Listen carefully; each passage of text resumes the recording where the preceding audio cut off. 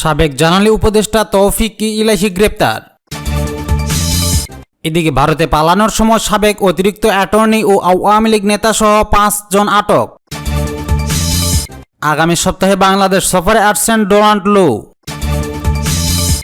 2 মামলায় 10 দিনের রিমান্ডে সাবেক ভূমিমন্ত্রীর ছেলে তমাল।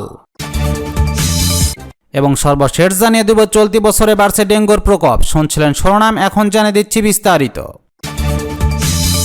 সাবেক প্রধানমন্ত্রী শেখ হাসিনার বিদ্যুৎ ও জ্বালানি বিষয়ক উপদেষ্টা তৌফিক ইলাহি চৌধুরী গ্রেপ্তার হয়েছেন।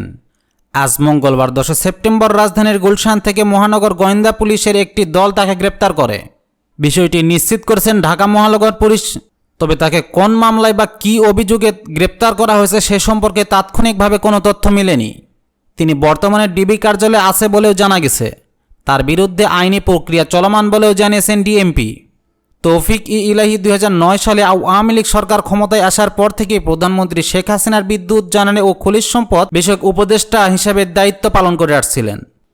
ছাত্র জনতার গণ অভ্যুত্থানে শেখ হাসিনা গত 5 আগস্ট প্রধানমন্ত্রীর পদ থেকে ভারতে পালিয়ে যাওয়ার পর থেকেই তৌফিক ইলাহি চৌধুরী আত্মগোপনে ছিলেন।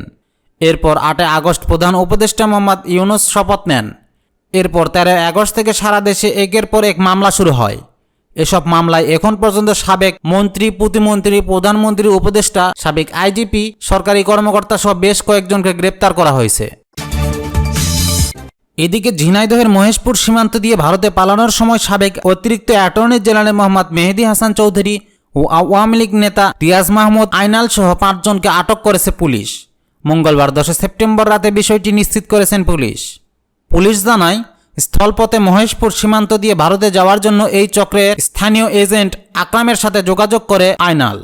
তারা একটি প্রাইভেট কার ভাড়া করে মহেশপুর সীমান্তে যাওয়ার জন্য ঝিনাইদহের উদ্দেশ্যে রওনা দেয়।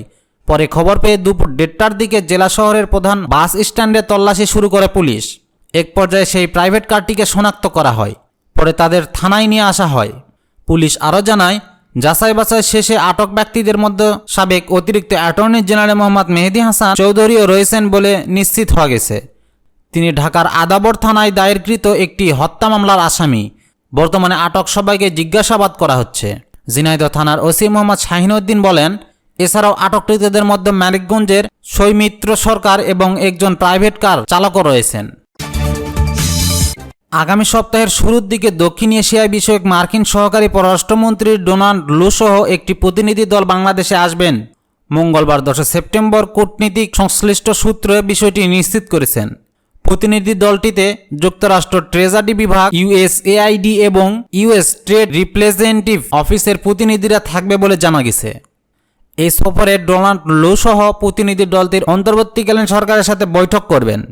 বৈঠকে বাংলাদেশের অর্থনৈতিক প্রবৃদ্ধি, আর্থিক স্থিতিশীলতা এবং উন্নয়ন চাহিদাগুলোতে যুক্তরাষ্ট্র কিভাবে সহায়তা করতে পারে তা নিয়ে আলোচনা করা হবে বলেও জানা গেছে। এদিকে ভারতের নয়াদিল্লিও সফর করবেন ডোনাল্ড লু। সফরকালে তিনি 2 দেশের বিজনেস কাউন্সিল আয়োজিত ইন্ডিয়া আইডিয়া সামিটে অংশগ্রহণ করবেন। এছাড়া উন্নয়ন, নিরাপত্তা ও নারীদের অর্থনৈতিক সুরক্ষায় 2 দেশ সহযোগিতার বিষয়ে তুলে ধরবেন। তাছাড়া 2 দেশের দ্বিপাক্ষিক অংশীদারিত্বকেও আরও শক্তিশালী করা, প্রতিরক্ষা সহযোগিতা ও ইন্দো প্রশান্ত মহাসাগরীয় অঞ্চলে সহযোগিতা বৃদ্ধি সহ নানা বিষয় আলোচনার কথা রয়েছে। সাবেক ভূমিমন্ত্রী শামসুর রহমান শরীফ, ডিলুর ছেলে শিরহান শরীফ তামালকে পৃথক 2 মামলায় 10 দিনের রিমান্ড পাঠিয়েছে আদালত। মঙ্গলবার 10 সেপ্টেম্বর পাবনার সিনিয়র জুডিশিয়াল ম্যাজিস্ট্রেট আমলি আদালত 2 এর বিচারক মোস্তাফিজুর রহমান এই আদেশ দেন। মামলার এজাহার সূত্রে জানা যায়, গত 4 আগস্ট আন্দোলনে দিলুর ছেলে সাবেক এমপি গালিবুর রহমান শরীফের নেতৃত্বে তার ছোট ভাই তমাল হামলা চালায়। এ সময় 4 জন গুলিবিদ্ধ হন। এছাড়া মারধর আরও 15 জন আহত হন। পরে এই ঘটনায় 15 আগস্ট গুলিবিদ্ধ নজরুল বাদী হয়ে সাবেক এমপি গালিব ও তমাল সহ 71 জনের নামে উল্লেখ করে একটি মামলা দায়ের করেন। ঈশ্বরদী থানায় পুলিশের পরিদর্শক মনিরুল ইসলাম জানান, তমালের বিরুদ্ধে হত্যার চেষ্টা, গুলি ও বিস্ফোরক দ্রব্য আইনের বেশ কয়েকটি মামলা রয়েছে। পাশাপা র্যাবের হাতে অস্ত্রসহ গ্রেপ্তার হওয়ার পর গত 6 সেপ্টেম্বর তার বিরুদ্ধে অস্ত্র আইনের আরও একটি মামলা দায়ের হয়। তিনি আরও জানান, গত 7 সেপ্টেম্বর তমালকে আদালতে হাজির করে গুলি ও বিস্ফোরক দ্রব্য এবং র্যাবের হাতে অস্ত্রসহ আটক মামলায় 7 দিন করে মোট 14 দিনের রিমান্ডে আবেদন করেছে। শুনানি শেষে 5 দিন করে মোট 10 দিনের রিমান্ড মঞ্জুর করে আদালত। এর আগে গত বৃহস্পতিবার 5 সেপ্টেম্বর দিবাগত রাতে ঈশ্বরদীর আলবাগ মোড় এক বন্ধুর বাসা থেকে তাকে গ্রেপ্তার করে র্যাব 12। সেই সময় তমালের কাছ থেকে একটি বিদেশি পিস্তল, 4 রাউন্ড গুলি ভর্তি একটি ম্যাগাজিন, 10 পিস ইয়াবা এবং একটি প্রাইভেট কার জব্দ করা হয়। জগতের জটিলতা এখনও তার বোঝার কথা নয়, শুধু এটুকু বোঝে যে তার হাতে ব্যথা। ছোট্ট হাতে গেল 3 দিন ধরে মরিয়মের হাতে স্যালাইন সঞ্চালনের ক্যানুলা। এই সময় ডেঙ্গু আক্রান্ত হয়ে হাসপাতালে শুয়ে আছেন তার মা সোনিয়া বেগমও। হাসপাতালের বিছানায় শুয়ে সোনিয়া বেগম বলেন, আমার ও বাচ্চার একই সাথে ডেঙ্গু হয়েছে। বিশেষ করে মরিয়মের 1 বছরের মাথায় এই নিয়ে দ্বিতীয়বারের মতো ডেঙ্গু হয়েছে তার। তবে এবারের অবস্থা খুবই খারাপ। ডেঙ্গুতে আক্রান্ত হয়ে এই বছর এখন পর্যন্ত মারা গেছে 102 জন। হাসপাতালে চিকিৎসা নিতে ভর্তি হয়েছেন 16,819 জন। আগের বছরের এই সময়ের তুলনায় রোগী কম হলেও পরিস্থিতি যাচ্ছেন ভয়াবহতার দিকে। গত মাসে 6,500 রোগী শনাক্ত হলেও চলতি মাসের 10 দিনেই পৌঁছে গিয়েছে 4,000-এর ঘরে। একজন রোগী বলেন, মাথা ব্যথা ও বমি হচ্ছে, সেই সাথে কিছু খেতে পারছি না। চিকিৎসক ও গবেষক ডক্টর শেখ মইনুল খোকন বলেন, ডেঙ্গুর যে পরিস্থিতি দাঁড়িয়েছে মনে হচ্ছে না এই রোগ আমাদের কোনোভাবেই ছাড় দিবে। 2023 সালে যেমন পরিস্থিতি ছিল তেমন পরিস্থিতি চলতি বছরেও হবে না এমন বলার সুযোগ নেই। আক্রান্ত রোগীদের বেশিরভাগই ঢাকার দক্ষিণ সিটি কর্পোরেশন এলাকার। জানুয়ারির প্রথম দিন থেকেই এই পর্যন্ত শনাক্ত রোগীর প্রায় 25% ঢাকা দক্ষিণ সিটির। মোট মৃত্যুর অর্ধেকের বেশি এই এলাকায়।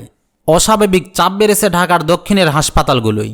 মুগদা মেডিকেল কলেজ হাসপাতালের পরিচালক ডক্টর হাসিবুল ইসলাম বলেন, যেহেতু ময়লা আবর্জনা সঠিকভাবে পরিষ্কার পরিচ্ছন্ন হচ্ছে না এবং ঘনবসতিপূর্ণ এলাকা হওয়ার কারণে এখানে ডেঙ্গু রোগীর পরিমাণ অনেক বেড়ে গিয়েছে। মুগদা হাসপাতালের পরিচালক আরও বলেন, ডেঙ্গু রোগীর চাপ সামলাতে বাড়ানো হচ্ছে শয্যা সংখ্যা। ঔষধ এবং স্যালাইনের অভাব না হলেও সংকট রয়েছে চিকিৎসকের। ডক্টর হাসিবুল ইসলাম আরও বলেন, এই হাসপাতালের অতিরিক্ত ডাক্তারের কোনো পোস্টিং পায়নি। গত বছর এই হাসপাতালে ডাক্তারদের সংখ্যা ছিল 40 জন, এখন সেখানে কর্মরত 2 জন, সেই সাথে প্রয়োজন অতিরিক্ত নার্স। তবে সেখানে অতিরিক্ত কাউকেই নিয়োগ দেওয়া হয়নি। তাই বাড়তি রোগীর চাপ সামলাতে হিমশিম অবস্থা হাসপাতালগুলোর। চিকিৎসকদের মত, ডেঙ্গু কমাতে তৎপরতা বাড়াতে হবে পরিচ্ছন্নতা কার্যক্রমে।